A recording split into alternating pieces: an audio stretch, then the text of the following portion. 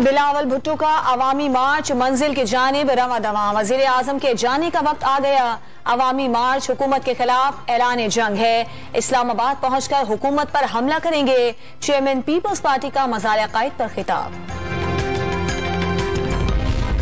Long मार्च करना बिलावल भुट्टो के बस की बात नहीं। तहरीके अदम एतमाद वाले दिन उनके 12 अरकान भाग जाएंगे। शेख रशीद की प्रेस कॉन्फ्रेंस। पीपल्स पार्टी का मार्च देखकर लगता है कि बंदे भी हुकूमत को देना पड़ेंगे।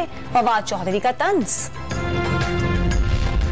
और 2023 में सिंध में भी तब्दीली आने वाली है। शाह महमूद कुरैशी का हुकूक सिंध मार्च से खिताब। बिलावल भुट्टो से सिंध में 15 साल हुक्मरानी का हिस्सा मांग लिया।